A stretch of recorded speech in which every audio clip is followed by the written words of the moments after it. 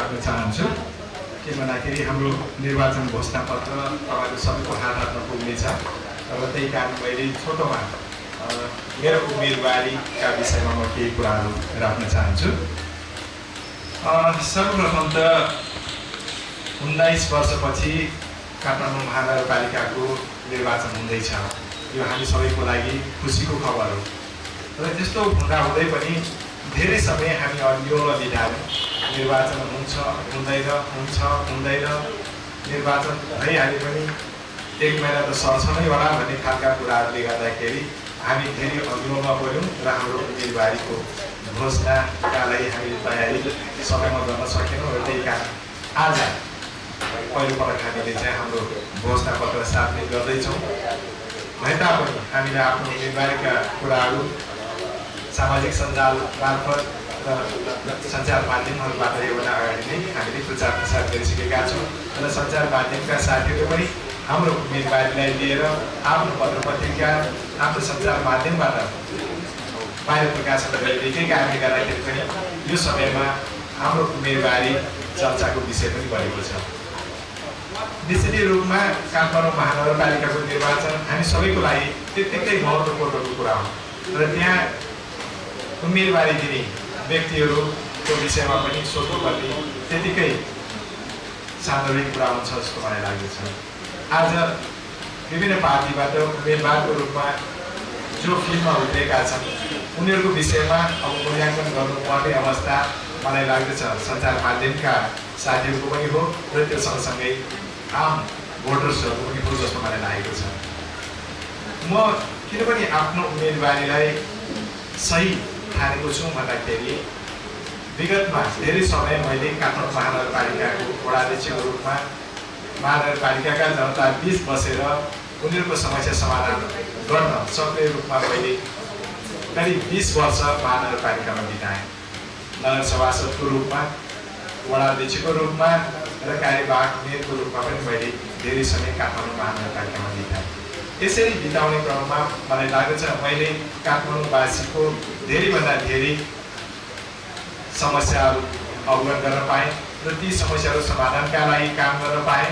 र त्यो पछि जब महानगरपालिका विघटन भयो वा भनौँ जनप्रतिनिधिले होइन कर्मचारीले सञ्चालन गर्ने परिस्थिति आयो, त्यो पछि हामी बाहिरियौँ र बाहिरै बसेर पनि हामीले जनता बीच बसेर हामीले महानगरवासीहरूको समस्या समाधान गर्न निरन्तरै हामी लागिरह्यौँ र आजसम्म पनि हामी लागि छौँ। र यो बिचमा विडम्बनाको कुरा कि काठमाडौँ महानगरपालिका जनप्रतिनिधि चलाएर बसेको समयमा हामीले चाहना गरेको अनुसारको महानगरपालिका बन्न सकेन।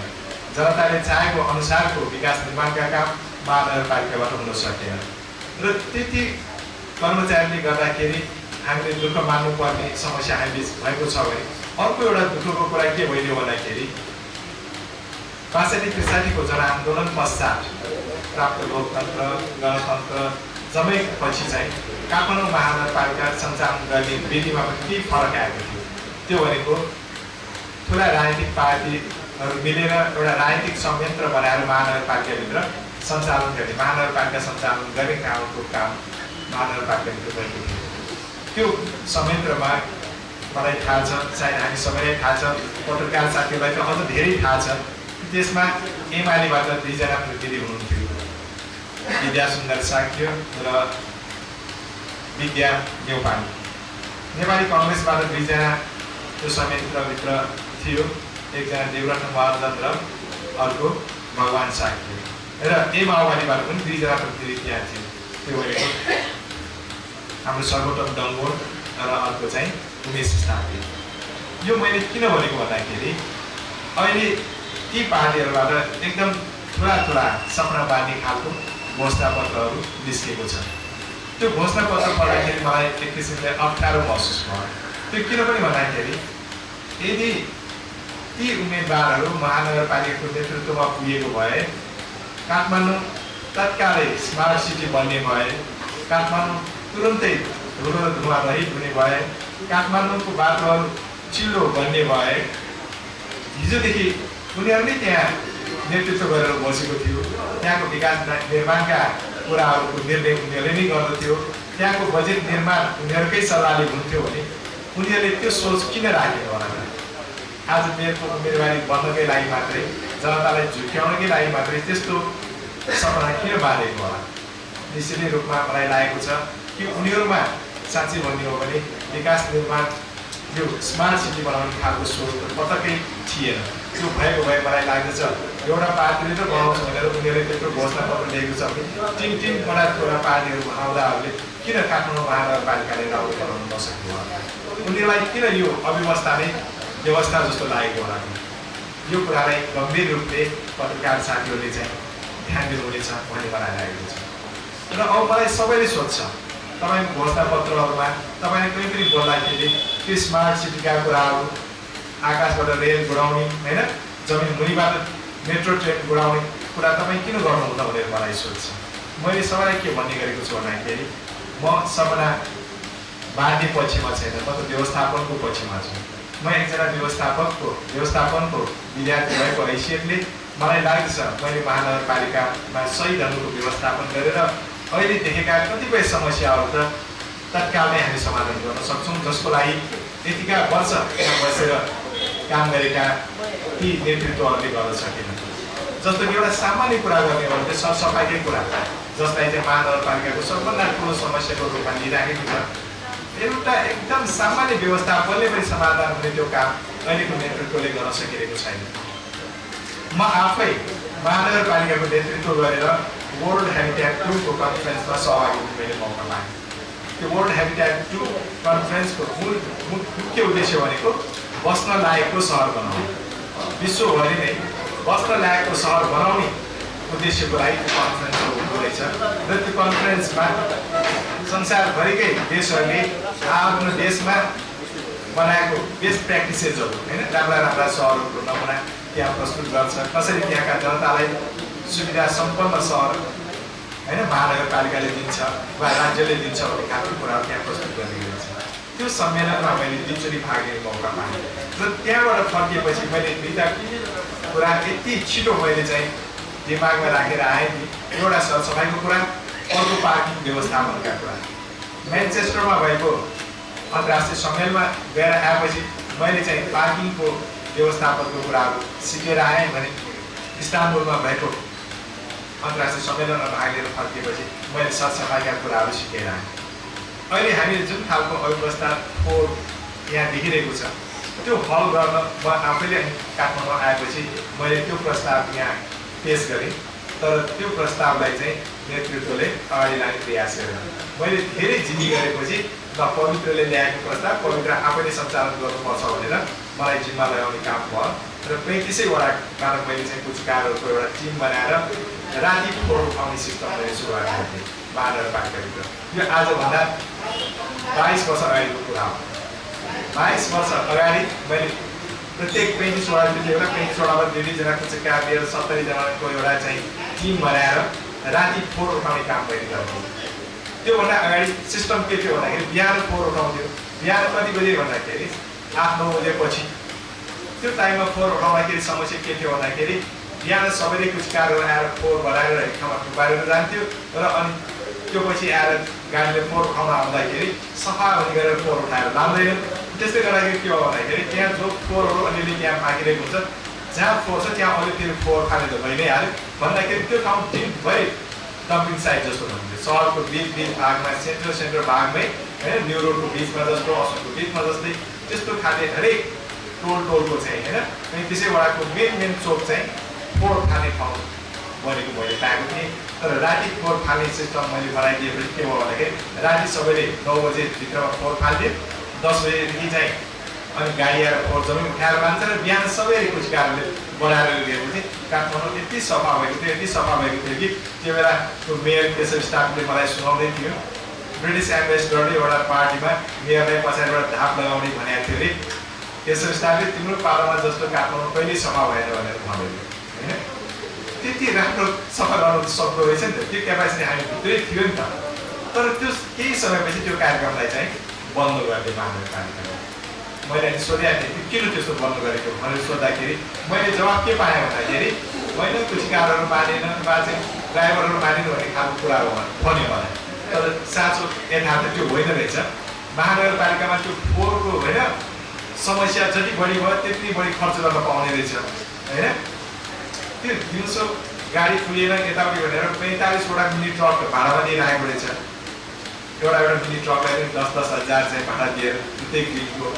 अब जब राति फोहोर उठाउने सिस्टम भयो काठमाडौँ महानगरपालिकासँग भएको ट्रकले त्यो जम्मै फोहोर फाल्न सक्ने भयो होइन।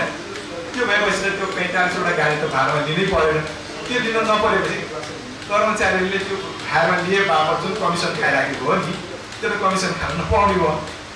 त्यो कारणले त्यो सरसफाइ कार्यक्रमै रोकिएको रहेछ। अब तपाईँहरू आफै कल्पना गर्नु महानगरपालिकाको फोहोर व्यवस्थापन सही ढङ्गबाट नभएर त्यो नभएको हो कि साँच्चै फोहोर सफा गर्न सक्दै नसक्ने खालको स्थिति भएर भएको।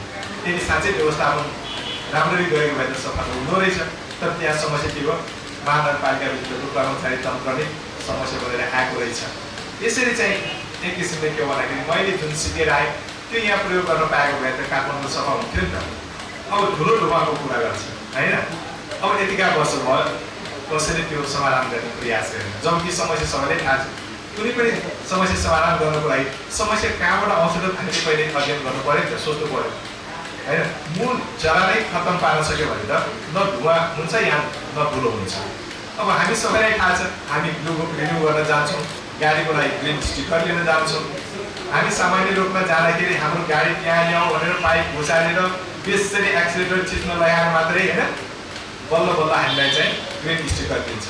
तर हामीले बाटोमा यत्र तत्र हामी देख्छौँ यत्रो ठुलो धुवाको मुस्लो फालेको गाडीहरू हुन्छ त्यसमा चाहिँ ग्रिन स्टिकर हुन्छ। त्यो किन भएको होला त? त्यो पनि हामी सबैलाई थाहा छ। 500 रुपियाँ दियो भने ग्रिन स्टिकर घरैमा आइपुग्छ भन्छ होइन। अनि त्यति एउटा सानो कुरा किन रोक्न नसकेको भनेको नि त। यदि जति पनि गाडी धुवाको मुस्लो छोडेर सडकमा आउँछ नि त्यो गाडी जम्माले समातेर त्यो ग्रिन स्टिकर कसले दिएको थियो त्यसलाई कारवाही गर्ने चलन चलाएको भए अनि त्यस्तो चाहिँ नक्कली ग्रिन स्टिकर बजारमा आउने वा चाहिँ पैसा खाएर ग्रिन स्टिकर चाहिँ बाहिर आउने होइन। त्यो गाडी चेकै नगरिकन ग्रिन स्टिकर दिने चलन चल्थ्यो। यति मात्रै गर्न सामान्य कुरा होइन र यो। यति मात्रै गरेको भए पनि बाटोमा त्यो धुवा आउने चाहिँ गाडी त हुँदैन थियो होला नि त। अनि अर्को एउटा कुरा अब धुलो यति उड्छ त्यो किन धुलो उडेको होला त? सडकमा किन धुलो उडेको होला? त्यो पनि एउटा सामान्य कुरा भइन्छ। म सिङ्गापुरमा बसेर एउटा होटलबाट बाहिर हेरिरहेको थिएँ। एउटा गाडी ठुलो ट्रक एउटा कन्स्ट्रक्सन एरियामा पस्यो। अनि त्यो कन्स्ट्रक्सन एरियामा पस्यो त्यहाँ उसको सामान होइन अनलोड गर्नुपर्ने गऱ्यो र त्यो बाहिर निस्कनुभन्दा अगाडि त्यसको पाङ्राहरू जम्मै पानीले सफा गरेर स्प्रे गरेर सफा गरेर मात्रै त्यो गाडी बाटोमा सडकमा हाल्यो। अनि मलाई छक्क लाग्यो त्यो के होला भनेर। अनि त्यहाँ बस्दा बस्दै मलाई थाहा भयो कि त्यो किन भएको रहेछ भन्दाखेरि हिलोमा पसेर आएको गाडी सडकमा आयो भने त्यो हिलो जो सडकमा पर्ने हो त्यो हिलो सुकेपछि त अन्त मसिनो धुलो हुन्छ र त्यो धुलो उड्ने भयो होइन। अब त्यो पाङ्रा जम्मै सफा गरेर आएपछि त पानी मात्रै छ त्यो पाङ्रामा अनि बाहिर आयो होइन सडकमा गयो त्यो सुकेपछि त सिधै आयो त्यहाँ धुलो उड्ने कुरै भएन। जापानमा पनि त्यही देखेँ मैले। कतिपय खेतमा चाहिँ गाडीहरू जान्छ होइन तर खेतको छेउसम्म पनि पिच हुँदो रहेछ। अनि त्यो खेतमा जाने भने होइन बुटसुट लाउँछ अनि खेतमा जान्छ अनि खेतबाट चाहिँ बाहिर निस्किन नसाले ऊ गाडीमा बस्छ बुटसुट चाहिँ जलामा राखेर हिलो त कुनै हालतमा पनि उनीहरूले सडकमा आउनु दिँदैन। अनि त्यही कारण त्यहाँ धुलो पनि उड्दैन होइन। अब हामीले यति सजिलोसँग म एक्लैले त त्यति कुराहरू बाहिर देखेर आएँ। यहाँका त्यतिका ठुला मानिसहरू मन्त्रीहरू सचिवहरू होइन योजना आएका त्यतिका मानिसहरूले हामीले भन्दा 10 दुगुना बढी चाहिँ विदेश भ्रमण गरेर आएका हुन्छन् हेरेर आएका हुन्छन्। त्यो यहाँ लागू गर्नुपर्छ भनेर किन सोच्दैन होला? किन भन्दाखेरि उनीहरूलाई लाग्छ यहाँ काठमाडौँमा यो जे जस्तो अवस्था छ त्यो नै उनीहरूको लागि धेरै राम्रो होइन। अब भर्खर गाउँबाट आएका हुन्छन् उनीहरूले गाउँमा कस्तो किसिमले बसेर आएका हुन्छन् र काठमाडौँमा आउनासाथ उनीहरूको लागि यही सोच्नु भयो होइन योभन्दा अझ ठुलो बनाउनु पर्ने खालको चाहिँ कुराहरू दिमागमा राखेकै हुँदैन रहेछ। तर हामीलाई लाग्यो धेरै राम्रो बनाउन सक्ने बाटोहरू छ काठमाडौँलाई तर त्यो गर्ने अवसर हामी बाहिर बसेर नपाउने रहेछ। नेतृत्वमा बस्ने मानिसहरूको दिमागमा जबसम्म यसलाई परिवर्तन ल्याउँछ भन्ने खालको सोच हुँदैन तबसम्म त्यो परिवर्तन नआउने रहेछ। र त्यही कारण पनि यदि मसँग ती ज्ञानका कुराहरू छन् मैले सिकेर आएका कुराहरू छन् भने म बाहिर बसेर त्यो काम गर्न सक्दिनँ। त्यो लागू गर्नको लागि मै त्यो ठाउँमा पुग्नु पर्दछ पनि मैले मान्यता राखेर मैले चाहिँ मेयरको उम्मेदवारी दिएको र यो मेयरको उम्मेदवारी दिने क्रममा मलाई सङ्घीय समाजवादी फोरम र नयाँ शक्ति पार्टीले समर्थन गर्यो। म ज्यादै खुसी छु कि नयाँ शक्तिको रूपमा परिवर्तनको चाहना लिएर आएका दुईटा पार्टीले मलाई समर्थन गरेको छ। म आफू पनि परिवर्तनको पक्षमा छु र त्यही कारण पनि यी कुराहरू एकसाथ सबै कुरा एकैसाथ पर्ने गर्दै जसलाई हाम्रो जितको लागि यो सायद सही समय हो भन्ने ठानेर पनि हामीले उम्मेदवारी निर्णय गर्यौँ। र अर्को कुरा म अर्को एउटा के भन्न चाहन्छु भन्दाखेरि सपना त सबैले देख्नुपर्छ होइन, राम्रो सपना देख्नुपर्छ। तर सपना देख्ने भन्दैमा जनतालाई झुक्याउने कुराहरू गर्नु हुँदैन भन्ने मलाई लाग्छ। अब जहाँ गए पनि सबैले स्मार्ट सिटीका कुरा गर्छन्। म कायल भएर हामीले पनि हाम्रो घोषणापत्रमा स्मार्ट सिटीका के कुराहरू हामी पनि स्मार्ट सिटी बनाउँछौँ। तर कसरी गर्छौँ त हामी? अन्य पार्टीका उम्मेदवारहरूले घोषणापत्रमा लेखाए जस्तै भोलि नै यो चाहिँ स्मार्ट सिटी भन्ने खालका कुराहरू, भोलि नै ट्रेन हाम्रो चाहिँ घरको माथिबाट गुड्ने कुराहरू, भोलि नै मेट्रो रेलहरू हाम्रो जमिनको मुनिमुनिबाट जाने खालका कुराहरू हामीले सोचेको छैन। हामीले त के सोचेको छौँ भन्दाखेरि सबभन्दा पहिले हामीले गर्नुपर्ने कुरा के हो? अत्यावश्यक वस्तु भनेको के हो? हामी म्यानेजमेन्ट पढ्दाखेरि के गर्छौँ भन्दाखेरि प्राइमेरी निड के हो भन्छौँ नि। अब खानै छैन भने हामीले लुगाको सुधा कल्पना गर्दैनौँ। घरको कुरा गर्ने त कहाँ सबभन्दा पहिले त खाना हुनु पऱ्यो नि त हामीलाई होइन। त्यो भने जस्तै अहिले तत्कालको समस्या के हो? अहिले तत्कालको समस्या मेट्रो रेल पनि होइन होइन, त्यो आकाशमाथिबाट जोड्ने ट्रेन पनि होइन। अहिले तत्कालको समस्या भनेको ठुलो र धुवाँबाट हामी चाहिँ होइन मास्क बिनाको काठमाडौँ सहर हुनु पऱ्यो। त्यो पछि अर्को कुरा भनेको फोहोर मैला व्यवस्थापन। त्यहाँबाट अर्को समस्या भनेको खानेपानीको समस्या। अहिले सबै मान्छेले ट्याङ्करबाट होइन हजारौँ हजार रुपियाँ तिरेर पानी खानु परेको छ। जुन कुरा सही ढङ्गबाट व्यवस्थापन गर्न सकेको भए महिनाको 2-4 सय तिरेर होइन हाम्रो घरलाई पुग्ने पानी हामीले खान पाउँथ्यौँ। तर त्यो नभइरहेको कारणले गर्दाखेरि कैयौँ फ्यामिलीहरूले महिनाकै 2-4 हजार पैसा खर्च गरेर ट्याङ्कर पानी किन्नु परेको छ। अब त्यो पानी पनि अझ खान योग्य छ छैन हामीलाई थाहा छैन, टेस्ट गरेको छैन। पानी ल्याइदिएको छ, त्यही खाइरहेको छ, उमालेर खाएको छ, औषधि राखेर खाएको छ, के भएको छ। तर कमसेकम महानगरपालिका भइसकेपछि महानगरपालिकाभित्र हुने पानी त कमसेकम खान योग्य हुनु पऱ्यो नि त होइन।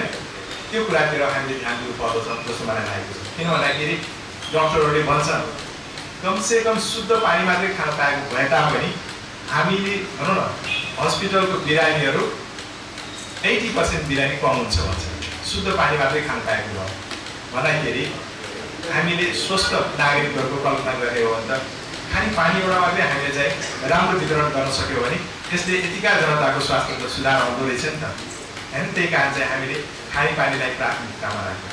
त्यस्तै चाहिँ शिक्षा र स्वास्थ्य होइन, स्वास्थ्यको लागि पनि अहिले पनि महानगरपालिकाले प्रत्येक वडामा चाहिँ सहरी स्वास्थ्य क्लिनिक भनेर राखेको छ। तर कस्तो राखेको छ भन्दाखेरि एकदम ख्यालको जस्तो चाहिँ होइन एउटा अफिस खोलिदिएको छ। अब त्यो क्लिनिकमा कोही मान्छे पस्दैन, सामान्य अवयवहरू राखेर त्यो क्लिनिक चलाएको छ।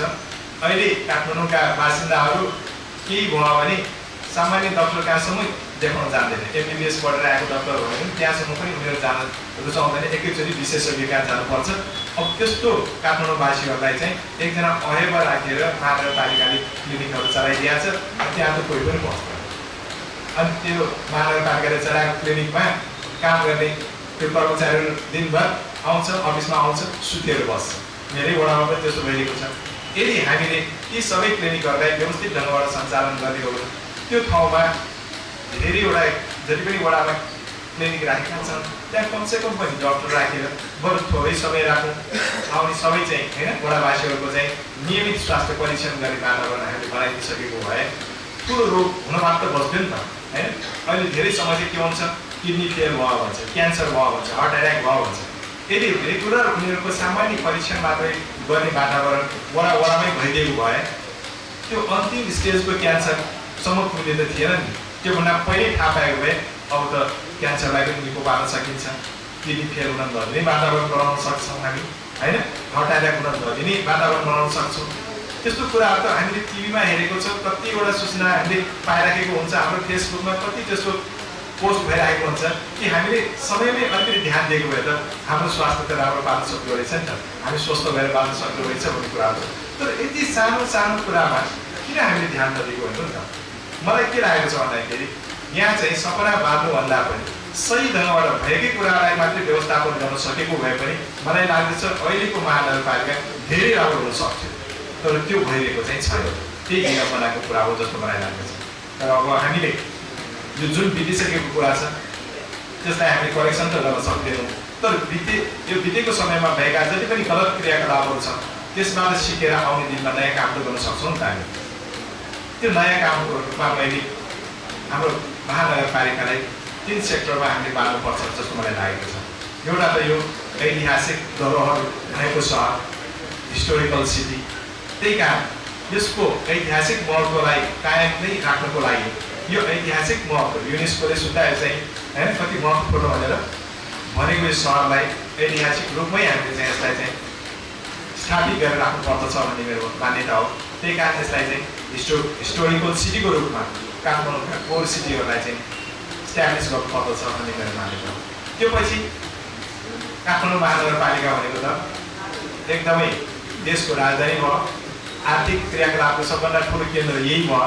त्यही कारण यसलाई हैन एउटा चाहिँ ट्रेड सिटीको रूपमा पनि हैन यसलाई चाहिँ लानुपर्दछ, व्यापारिक केन्द्रको रूपमा यसलाई विकास गर्नुपर्दछ भन्ने पनि हाम्रो मान्यता हो। तर यो दुईटै कुरा एकै ठाउँ भएपछि हामीले चाहे पनि नचाहे पनि यो त पर्यटकहरूको चाहिँ एउटा ठुलो सेन्टरको हुने नै भयो।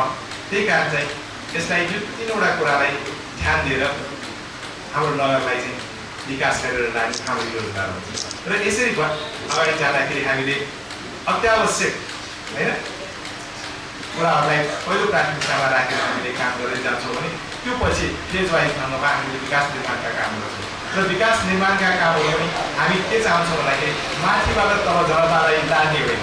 अहिले पनि भइरहेको समस्या भनेको त्यही हो कि केन्द्रले चाहिँ कार्यक्रमहरू महानगरपालिकाले लादेर दिन्छ, त्यो जनताको चाहना होस् वा नहोस् मतलब छैन।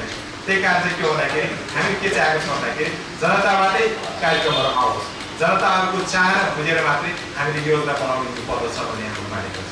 हामीले भन्यौँ यहाँ पनि त ट्रेन बढोस्, त्यो पनि हाम्रो पनि चाहना हो होइन, आकाशबाट रेल बढोस् त्यो पनि हाम्रो चाहना हो। तर त्यो कहिले त भन्दाखेरि जुन बेला जनताले अब त्यसको आवश्यकता महसुस गर्छ त्यो बेला हामीले पाउनु। अहिले तत्कालको लागि त मल्टी स्टोरी पार्किङहरू होइन मात्रै बनायो भने पनि बाटोमा जति पनि पार्किङ गरिरहेका कुराहरू छन् त्यो मल्टी स्टोरी पार्किङभित्रै गइदियो भने प्रत्येक वडामा त्यस्तो ठुल्ठुलो भवनहरू बनिदियो भने त हजारौँवटा गाडीहरू त एउटै घरमा चाहिँ जाने भइसक्यो भने अस्तव्यस्त ढङ्गले यो बाटोमा गाडी त राख्दैन होला। त्यो नराख्न साथै अहिले भएकै बाटो त हाम्रो लागि पर्याप्त हुन्छ होइन। अनि विकासको नाममा हामीले फेरि चाहिँ घरहरू तोडफोड गर्नुपर्ने अवस्था त आउँदैन। त्यस्तो परिस्थिति भोलि आए यति गर्दा गर्दै पनि हाम्रो ट्राफिक जाम त्यस्तै रह्यो भने त्यो एउटा फ्लाइओभर त बनाउन सक्छौँ। र म एउटा कुरा के पनि जानकारी गराउन चाहन्छु भन्दाखेरि यो फ्लाइओभर बनाउने कुरा भनेको अहिलेको कुरा चाहिँ होइन। आजभन्दा 22-23 वर्ष अगाडि नै हामी नगरपालिकामा हुँदाखेरि त्यही बेला पनि हामीले परिकल्पना गरेका थियौँ कि कमसेकम हाम्रो सभागृह पछाडिको बस पार्कबाट कलङ्कीसम्म फ्लाइओभर लाने, अर्को एउटा फ्लाइओभर त्यही बस पार्कबाट चाहिँ कोटेश्वरसम्म लाने, अर्को एउटा फ्लाइओभर महाराजगञ्जसम्म लाने। यो 3वटा फ्लाइओभर मात्रै भइदिएको भए तापनि अहिलेको यो ट्राफिक जाम चाहिँ स्वाटै घट्ने अवस्था चाहिँ छ। किन भन्दाखेरि टाढा जानुपर्ने, ठाकुरभन्दा उता जानुपर्ने जति पनि गाडीहरू छ त्यो त फ्लाइओभरबाटै जान्छन् होइन। अहिले आधीभन्दा गाडी त त्यता गइरहेको छ। अनि भक्तपुरदेखि लिएर होइन 12-20सम्म जाने गाडीहरूको लागि पनि त तलको बाटो प्रयोग गर्नु परेन, फ्लाइओभरबाटै गएर एकैचोटि कोटेश्वर पुग्यो, त्यहाँबाट सिधा गएर भइहाल्यो। त्यस्तै यता चाहिँ महाराजभन्दा बाहिर अब यति धेरै सहर बसिसकेको छ, त्यता जाने गाडीहरूको लागि पनि त्यही फ्लाइओभरबाट जाने हुनासाथ त 75% जति गाडी त फ्लाइओभरबाटै बाहिर निस्किने भएपछि तलको सडक त अब त हुँदाउने भयो नि त। त्यति त हामीले गर्न सक्छौँ न। यो किसिमले हामीले विकास निर्माणका कामहरू गऱ्यौँ भने यसले धेरै राम्रो काठमाडौँ बनाउँछ भन्ने हामीले लागेको छ। र मलाई के पनि मन लाग्छ भन्दाखेरि हाम्रा पुर्खाहरूले के भन्ने गर्छ भन्दाखेरि खान नपाउने मान्छेको चाहिँ छानाको त्यो सुनको छाना भन्छ क्या हो। अब खानै पाएको छैन, हामी सुनको छाना राख्ने?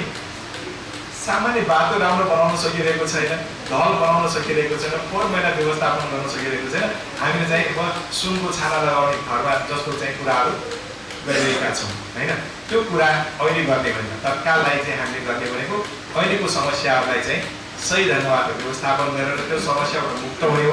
त्यो पछि विकास निर्माणका कामहरू सिधै गर्दै जाने हो। हाम्रो योजना यो हो, मलाई विश्वास छ।